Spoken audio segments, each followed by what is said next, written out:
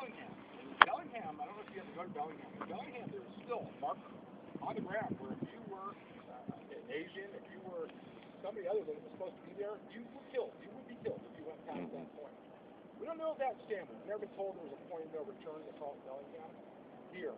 But it's the same type of lot we probably went on. It's an area where, you know, it was dark then. You wouldn't bring your kids for an ice cream cup. You wouldn't come in for Sunday for eggs at the little cafe. It's an area that just had a lot of bad stuff happening. But what it was back then, until much later when it changed. That's why we think, again, a lot of people are just what we think, exception.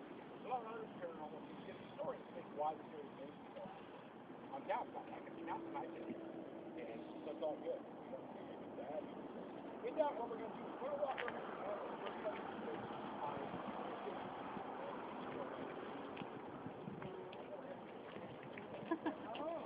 I guess this is the group.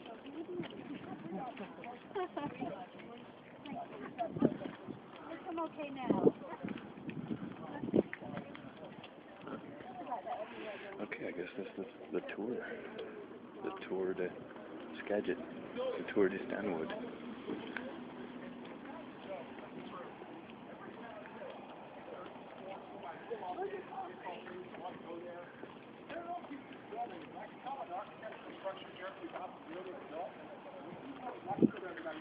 That are, you know, 100 years old, 110, 115, like, I want to go in there. This doesn't mean we got any activity, but I love the building itself.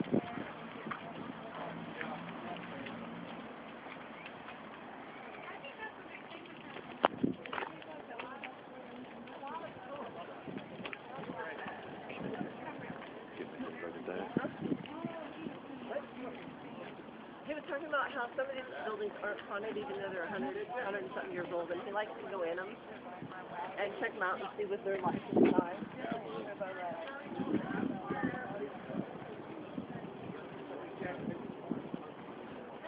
Ah, the antique mall.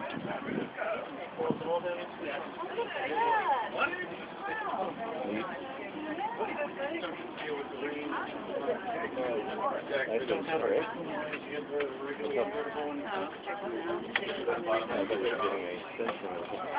Like you're pointing at it.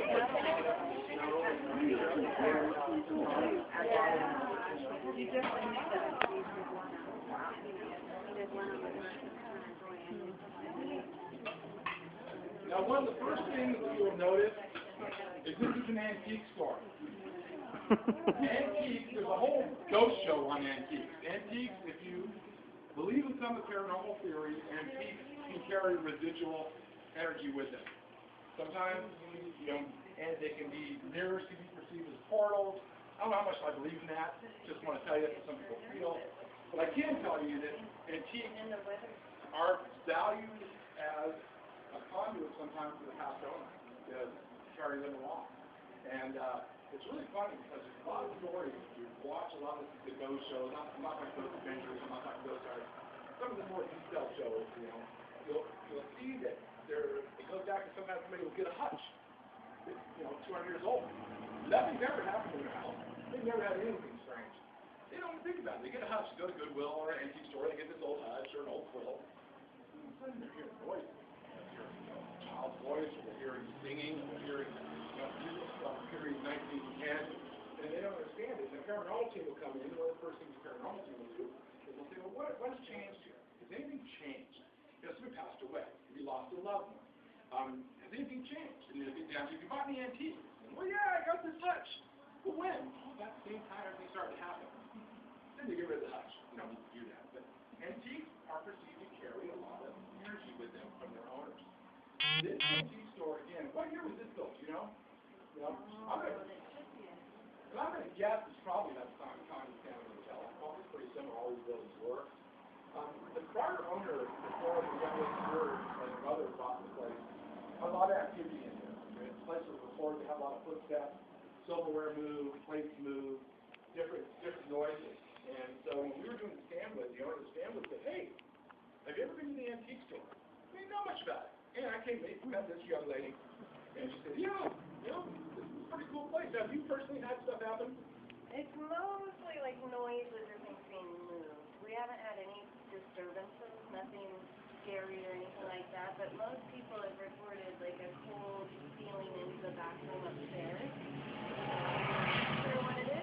Now, some of the pictures I took, Did you investigate this place? I did not. well, some of the pictures that I took, I have them here, but actually you really can't see them. You guys probably better check out our website to see it better, but there is really a strange white mist over this whole cabinet here, and then you can see it again over the baby shoes over here with the little gown, and then it looks like there's a very strong bathroom. So it's really bizarre. We can't explain that. You know, I'm not saying it's paranormal, but it's just not explainable. You know, it's one of those things where you're like, why is there a mist, you know, a very thick white mist above, you know, these little things? So, have to check out our website just to really see it better. But these pictures really don't do it. But a white mist can be perceived again as a moving energy, entity, could be explained. Again, you don't want to, the difference between a paranormal group and a paranormal group is there are paranormal groups that watch too many TV shows and they come in and everything is a ghost. Not what we do. We will try to debunk everything. The picture could very much be paranormal. It could very much be something logically explained. The mist itself, seen here, is pretty neat. Things moving, the past owner said it got to a point, at one point, where it actually was scaring them and stuff moved so much. When the group came in here, and I wasn't here, so I want June to stand on it, but didn't you have some feelings, the group in the back area? Yeah, everybody got really creeped out. And we don't get scared. So. Yeah. Just one of those things where we kind of were back there for a little bit, but you know, maybe it was just that it was dark. I have no idea. But you know, it was kind of strange that we didn't even talk to each other until we came outside and go, we really got a pretty cold chill in that back little area there. It really wasn't cold. And again, the building is old. The building could have the original the building, whatever went on the building years ago. It could be a product itself. There's a lot of reasons antique stores and Goodwill see that activity. You have a lot of potential individual attachments to the product here. It's a wonderful, wonderful building. I mean, again, if you're local to the area, I hope you come in and visit, do some shopping, and just, you know, take a look at the place, and maybe you'll feel something when you're here. It's not a scary place at all, but it's definitely where we want to start, because it's a neat building, reported activity. And some stories we got about some other buildings came from people in this building, not these owners, but customers who want to start here. The building across the street, it's had a lot of activity too. We never investigated it, but in talking to locals, all these buildings have had activity. The bank next door, if anybody here knows the real estate agent is in this building, that building is reported to have some Bank across the building. Canvas closet.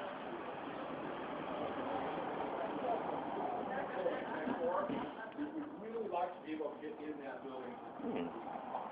So with that, we're going to go move up the street. I want to thank you very much. Yeah, any questions? This building, do you know anything more about what the history of this building is, when it was built, what it was used for? Good question. Do you know what this building was before the antique store? It was Hartney's clothing store, and it was here for a long time, and then in this book it says before it was Hartney's, it was actually a carpet store. In here it shows that it was early 1900s, between 1900 and 1905. That makes sense. Everything. This was the It area. was a carpet store back then. Yeah. Wow, I know, we used carpet back then. I'm sure it's probably... Well, we want to move to a different business. Well, It was probably about Persian Road. Yeah. It's not like carpet. Yeah.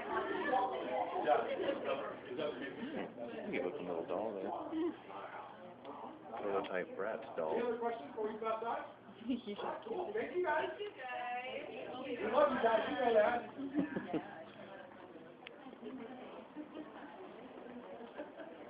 Wow, okay.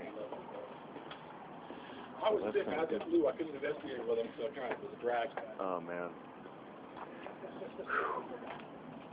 I'll talk to them up here and kind of show them what I mean. You're not going to be able to catch it. Sunglasses back on.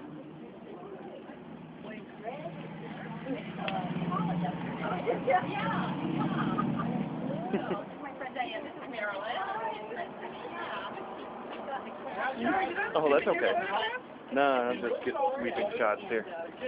I love antiques.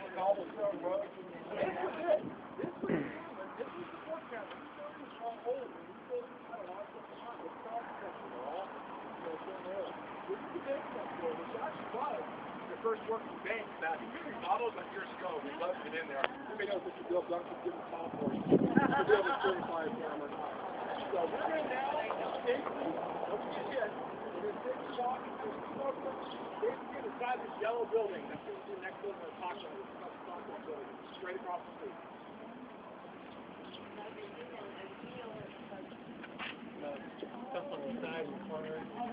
This would be quite a good clip, I think. I don't know how it's going to show up in the final cut, but the filming is superb. I don't know if we're going to be able to go into the Stockbridge building. It was under construction the time we went in, the first time me and Boo and Northwest Paranormal Research Group got access to the Stockbridge building. The upper floor, they had a lot of equipment set up, a lot of high-tech infrared type stuff, camera set up everywhere, microphones, so you had to declare yourself as you went into each room. So when they go back and listen and hear footsteps, they would know it was somebody solid. At least that's what I did. I went into each room and said, alright, Ryan Lee, Bellingham Observers, the Ogden Score, coming into the room, conducting a short EVP session, and begin. I'll hand the doctor stuff. I think I was probably the only guy who did that solo. Oh, there's a Stanwood right there. That's a good shot of it with a car in the way. Get out of the way, car. Here we are at the corner of Market and Main. And Stop. And real estate. And Shoe. This is probably the only building that we've had anything that we perceive as negative or creepy. That's the Stockbridge building right in front of us. How we came to even investigate this building was by accident, by me being pushy. We kept investigating the same hotel. I looked at the architecture and I said, this building is the same. This building has to be built at the same time. Basically the same building. Nobody knew much about it. It was basically one shop and gone, nothing left, it comes down there. Well, by chance, I was in talking to the people we just met, an antique store, and I said, yeah, I said, boy, we're doing the Stanwood tonight, and we really like that store. She goes, well, wait. She goes, one of our best customers says that the Stanwood is a piece of cake. It's a small time. The building that's yellow across the street is a haunted, scary building. I thought, well, is she mistaken? She must be the Stanwood. So we learned a little bit more. An older 80-year-old woman screwed up the Stanwood.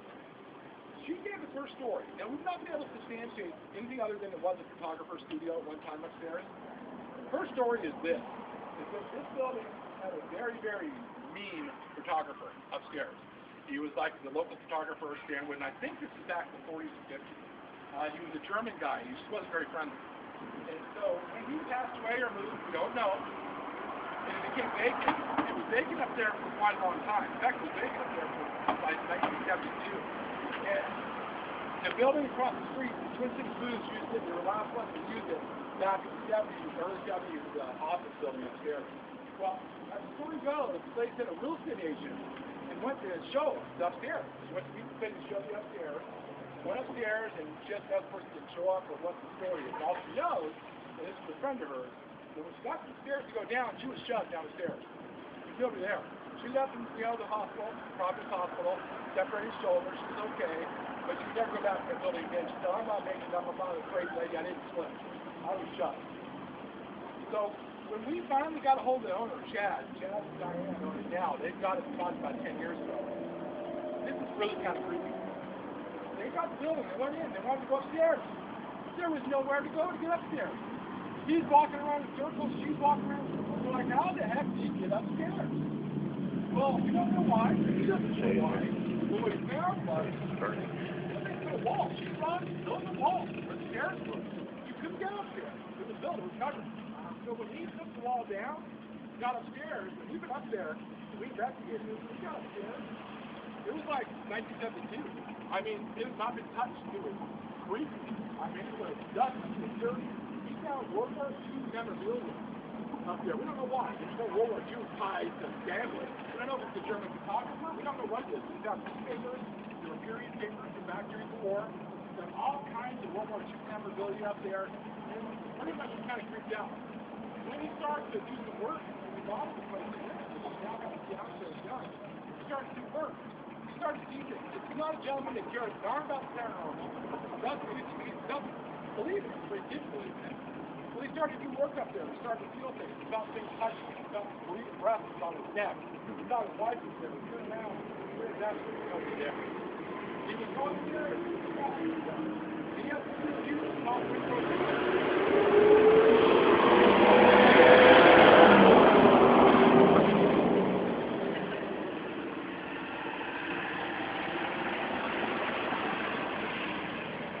And a view to the backside of the Leatherhead bar. He on more than one occasion has seen a light on, and there's no light in the upper building of the museum there with a woman. And then again, now the story's going, he is pretty freaked out about it. He goes, I gotta tell you guys, I'm not a whacker, I'm not a tech. I've seen the lady there, and I've seen the lady in the building behind me. He goes, and I know that there shouldn't be anybody there, and I find the building, I go home. That happened right there. So I thought we were going to have a hard time getting in, because in the paranormal thing, you have people that call you to come in, and we have stuff to try to get in. That's a lot harder. A lot of people don't want to know, don't care, or think you're nuts. So we got him, he's like, come on in. When did you start? And we're like, wow. He started getting the calls about what he had happened. The week that we went to go investigate up there, he had a construction Little plastic bag in the road. The guys upstairs didn't know anything about the paranormal stuff. And they heard somebody talking to him. There was nobody there. And they asked him, what's going on? We heard somebody up there. And he said, that's just a ghost. And one of the guys felt that he got touched, and he left. He said, I want nothing to do with it. We investigated it twice. Once was a formal, once was kind of an add-on. We were doing the stand, and we were done with the phone. And we put a couple infrared recorders upstairs. You know, just kind of were shit the deal for the place, because we knew we'd be investigating it in a couple of weeks. Where's Brian? Brian's one of the guys. He ended up going up there looking for us by himself. What happened to you when you went up there? Well, let's see. I walked around, and like I'm doing now. I did a short filming inside of the Stockbridge to see if I could pick up anything visual, because we already had recorders set up in there and balloons set up as enticement. Walked up there, and I must have spooked Jay and all of them, because they were up there setting up equipment, and Jay's like, wait, who's that? Who are you? And I'm like, oh, hi. I'm with the other group, and he's like, oh, okay. It's an interesting building. I didn't really pick up any recordings from there, but I did a lot of EVP sessions in there, and I knew something was listening to my questions, but he was a little bit stubborn. Yeah. I like it, though. One of our guys is very skeptic. He's from the 80s. And he grew up with a lot of witch doctrine and stuff like that. He doesn't believe in ghosts. He believes in zombies. He doesn't believe in ghosts. Well, he went moseying on in there later in the night thinking that there was one of us or two of us in there, and nobody was in there. He walked upstairs. Oh, yeah, I remember that. Yeah, I remember that now. He felt something really just creepy come over him. Now, I don't think that could be fear. I could say it's paranormal. However, at the same time, he heard a woman's voice loud and clear, and he went through. He got out of there very, very fast. In fact, I was outside and he ran at her. So I'm not going back in there by myself. Yeah, I walked in there and I heard footsteps upstairs, so I thought there were people still up there. So when I was coming upstairs, I said, it's just me coming upstairs, and I walked up there and there was nobody there. Nobody there. And me and the guy you mentioned went in there later on, and he's like, this place is weird.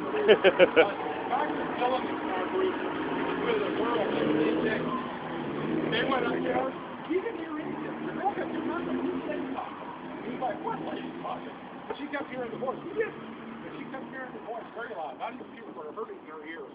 And same thing, she says, I don't want to go back in there. So this is the only building that we had the full investigation, which we did a few weeks after that, maybe a month after that. So it's the only building where we kind of felt a negative energy. I want to go a little backwards and explain what the paranormal world is.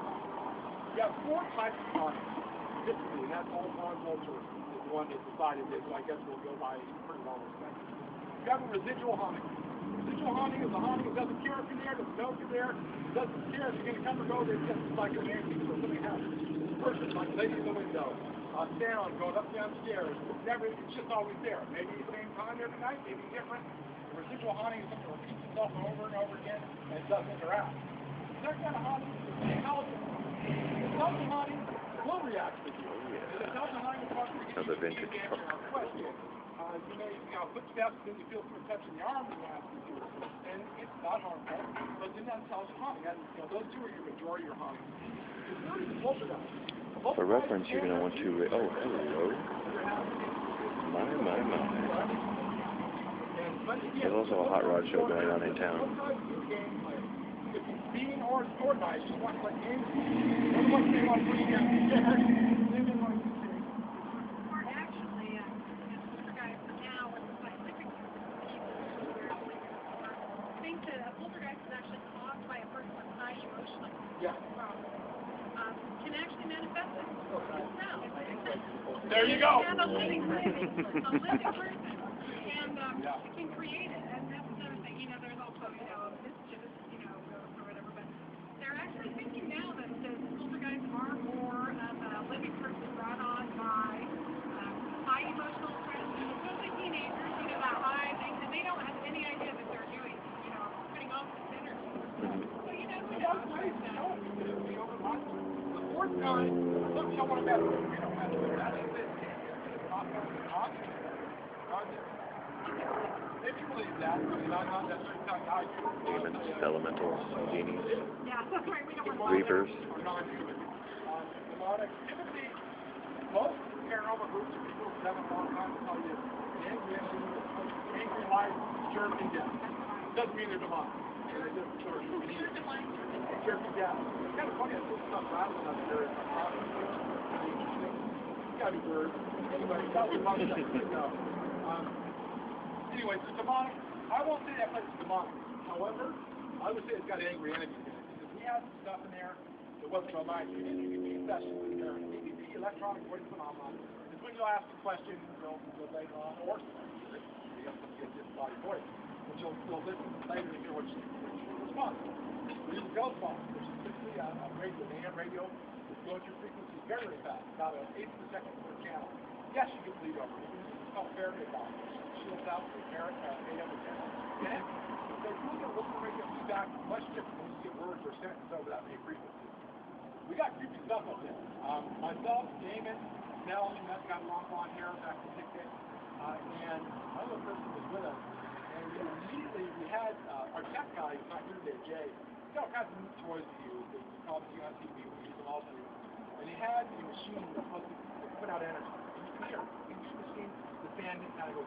The minute we said, is anybody here? Everything went.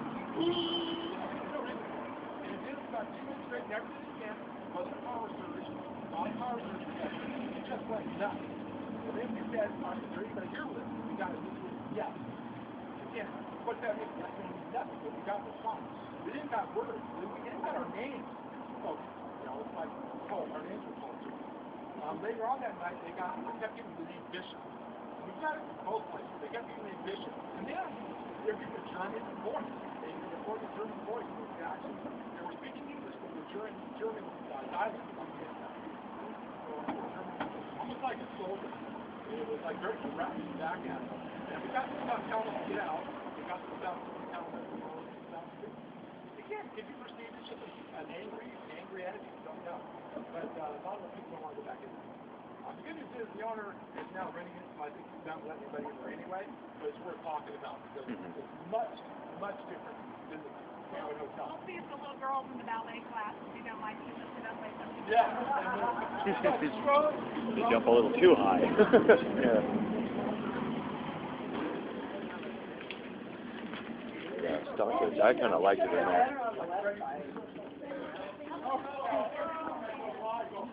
Yeah, I went in there solo and I heard footsteps up there pretty clear. I thought it was the other group setting up equipment, so I declared myself so I wouldn't surprise them again. This time there was nobody there. Yeah, this is Stanwood at the corner of Market and Irvine.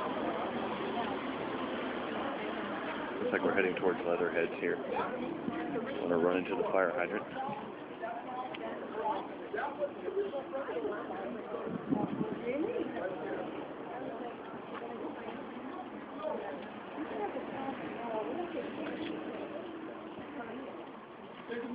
Just loving these cars.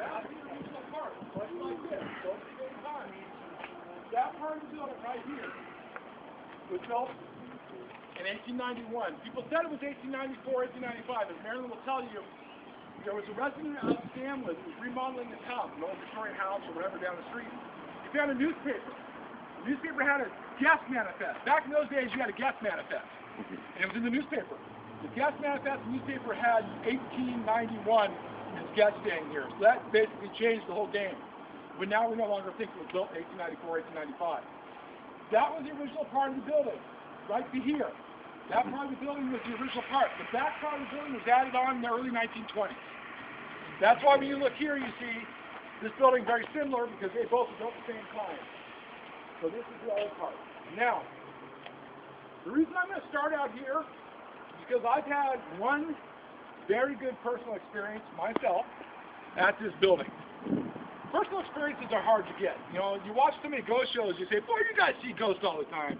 They throw stuff at you. I'm sorry, they don't do that.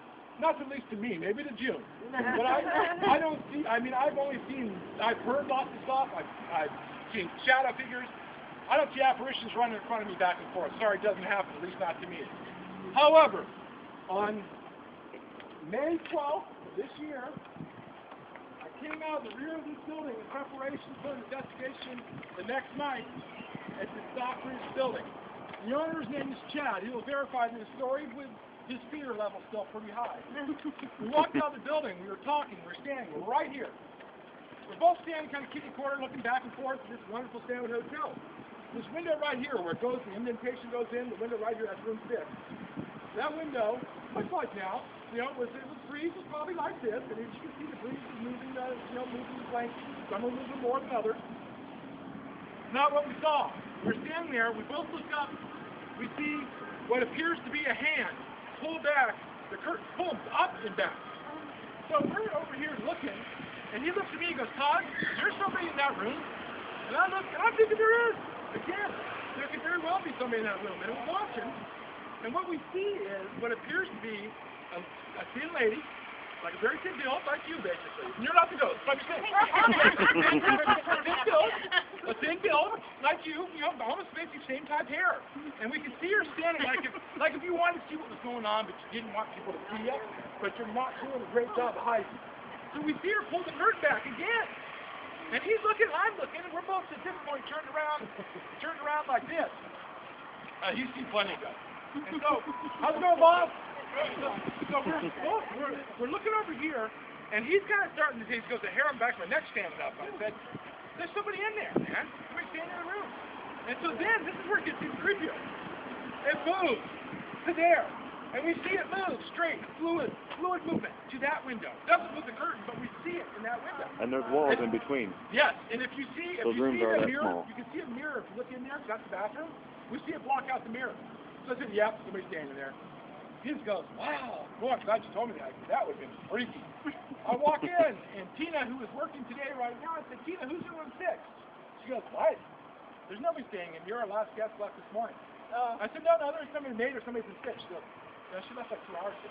So I hate when you guys come here and try to scare me. Stop doing that. I said, no, Tina, there's somebody in room 6. You know, can you let me in? And she's like, Marilyn's not here. She's getting her hair done.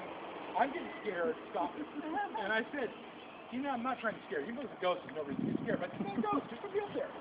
So she goes, Todd, it's locked. The only door doing is right there. We all might go have to out do here. this Chad, we're about to hit the half-hour mark. Chad goes, you're telling me there's nobody there? And she goes, yes, Chad, there's nobody there. He goes, that's it for me. He goes, that's enough. He goes, I just don't want to deal with this. He goes, this town is starting to really freak me out. And he goes back in here, which abandons me. I'm like, okay, have fun. And so I'm like, nah, don't buy it. There's somebody up there. Again, paranormal people don't just buy a thing it's a ghost.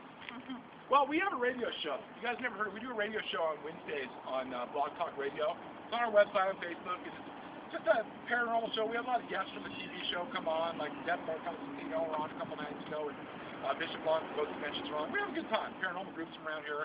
People have stuff happen in their house. It's just a fun show.